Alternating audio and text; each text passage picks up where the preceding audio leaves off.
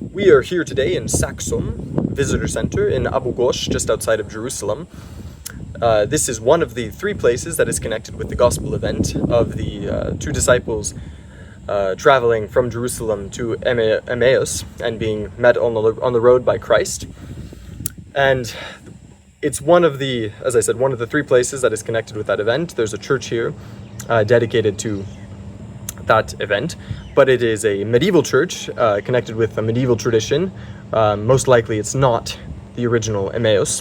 One of the other two is more likely, but more about that in another video. What I wanted to speak about is about Saxum, which is this recently built visitor center dedicated to the Bible and archaeology of the Holy Land and whatnot. Let's see. Yes, the group before us is gone now, and so it's separated into three sections. We have the section dedicated to the Old Testament, which we see here. We have the floor as the map. The Mediterranean Sea is the fountain here that's not working because of the war in Gaza, and there's very few visitors now that come here. But here we have modern-day Turkey. We have the Holy Land. We have Assyria, Syria, Phoenicia, the land of Canaan. Sorry, my hand's probably covering everything up. So we see here the exodus of Abraham from the land of Ur. I always thought that Ur was a bit farther south, but apparently they put it up here, a bit farther north. He comes out of Ur actually it would be down, because when you would travel, you would always come in over, or generally you would come around up above the Sea of Galilee and then down into the land of Canaan.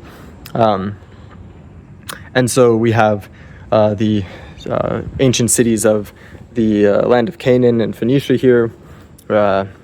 We have also depicted the route of the Exodus from Egypt here. We have Egypt, the Nile, what is that called? Anyway, we have the Nile here. We have Ramses, the land of Goshen.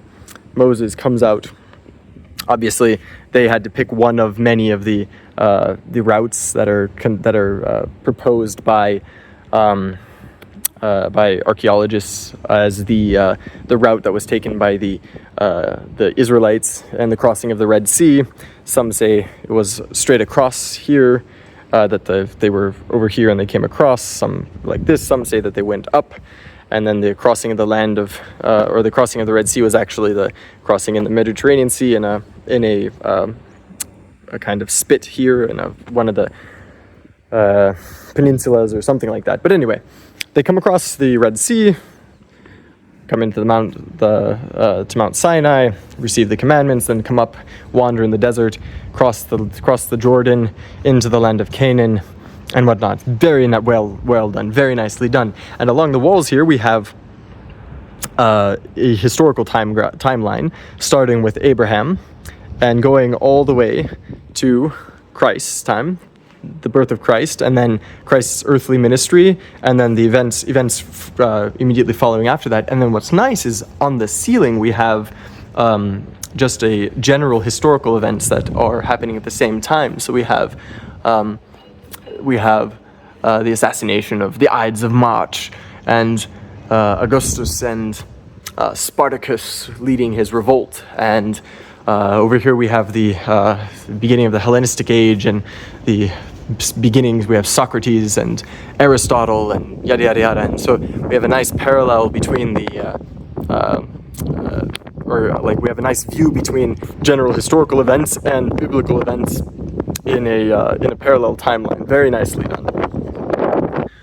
So I've now come into the building, the inside section of Saxum, and I'll show you the upstairs in a bit, because there's a tour going on up there, but while there's the chance, I'll show the bottom floor. Here we have a model of of Jerusalem during the time of Jesus, and so the blue is what indicates the old city, or the city at that time. So this, which is part of the new city now. This is where the new gate is, and you generally come into the new gate, go through the streets, and then you end up at the tomb of the Lord and Golgotha and the holy sites there. But this depicts the final hours, the final hours of Christ's earthly life. And there's a nice, they have a nice presentation here of showing, his walk from Gethsemane on the backside here in the Kidron Valley, along down here up to the house of Caiaphas on Mount Sinai, which is also where there's the Cenacle, where traditionally the Last Supper is held to be have been held, and then he is led from after the dawn. He is led from the house of Caiaphas to Praetorium, from Praetorium to the palace of Herod, or to Herod's palace, back from Herod's palace to Praetorium again to Pilate. He's condemned by Pilate by washing of his hands, and then led along the Via Dolorosa, the way of the cross, or the way of suffering, I think, which starts here, the first station of the Via Dolorosa at Praetorium. And you walk along the road, and there's the different stages that takes you all the way to the tomb, or to the Golgotha and then the tomb. And so that's very nicely done. Then we have a couple of presentations here about the Basilica of the Nativity. Now they of course only have this Saxum is connected with Opus Dei, and so obviously they only have the basilica that's held in the Catholic tradition here represented, but it's very well done. And a very ancient tradition. There's nothing wrong with the Catholic tradition at all. But as there is in many cases, there's multiple ancient traditions, and some of them kind of got split between the Catholics and the Orthodox, which maybe is providential, but so everyone has a place to go, so to speak. Very nice presentation here on the Basilica of the Annunciation. I won't go into it too much because I'm hoping to actually go there and do a full presentation with the kind of a historical analysis of the Basilica in the Catholic tradition and then the Orthodox tradition as well. Here we have the Basilica of the Nativity, which is the Orthodox Basilica. You can't see anything for some reason here. I don't know why it won't. That's too bad. It won't show. Anyway, we have the Basilica of the Nativity here in its historical stages. Oh, you can't. I can't. It doesn't matter if I show. You can't see it. Anyway, well, they just have some other presentations about the Antonia Fortress here and the Holy Sepulchre. Very, very well done. Very nicely done. Let's go upstairs again. So this first hall, in kind of chronological order, you have the Old Testament there outside in the map I first showed, and then we have the first hall that's dedicated to the New Testament. We have a presentation here about the languages of the time: Hebrew, Aramaic, Latin, and Greek. That being the language of the scriptures, the vernacular of Hebrews, then the Latin, the kind of the Roman state language, and the Greek is the world language of the time. And then we have a very nicely done presentation here of, again, you can't see anything. Oh, there we go. It seems that my brain stopped working when I was recording this, and so rather than listening to me babble on, trying to formulate my sentences, I thought I would re-record this in a more articulate manner.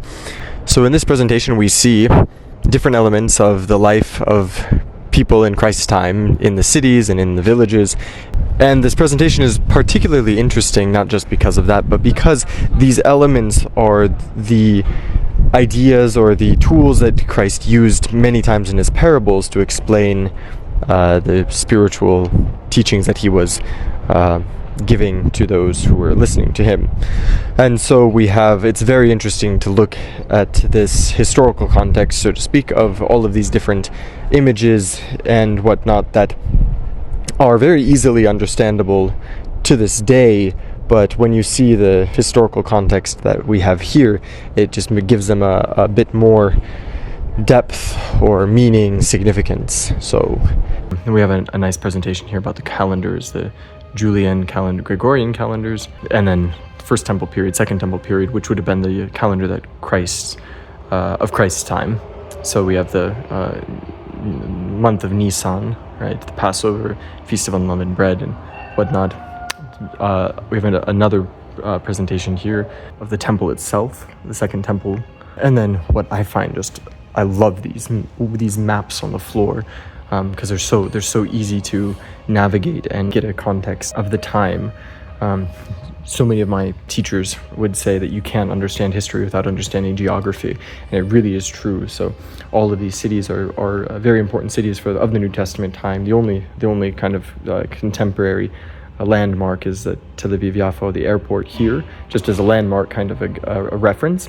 All of the rest of these cities are all of the New Testament time. So we have Jaffa, we have Lida, where Peter healed the blind man, Jaffa, where he also went, where Tabitha was raised from the dead. We'll be going there as well. Stay tuned. We'll have presentations, hoping to do some presentations on all these different sites. I'm hoping to make it to Lida, but I don't know if we'll make it there. We have Jericho, Jerusalem, the baptismal sites over here, Bethany, Bethlehem. We go north and we go to Samaria. We have Nazareth in Galilee, right? We have Mount Carmel. We'll be going there tomorrow, or day after tomorrow. So stay tuned for all the presentations. But a big thanks to our friends here at Saxum. They're doing an excellent job. They're going through hard times because of the war right now. So if you do end up coming to Israel or in the Jerusalem area, I'd highly recommend coming and visiting, because it's definitely worth the time, and there's great presentations here. There's also some great books that they've published. One which is called the Bible Portico, which is has a lot of graphs and infographics and maps and charts that have to do with biblical times and the Bible and their book, and whatnot. And then there's an excellent book on a number of the important places for the New Testament, like Bethlehem, the Jerusalem, Galilee. You can find it on the Saxum website for free. Both of these books are free for download as PDFs, and you can get them online as well. They're also available for printed copies you can buy online, but they are freely available in electronic form as PDFs and EPUBs and whatnot. So highly recommended resources. So that's that.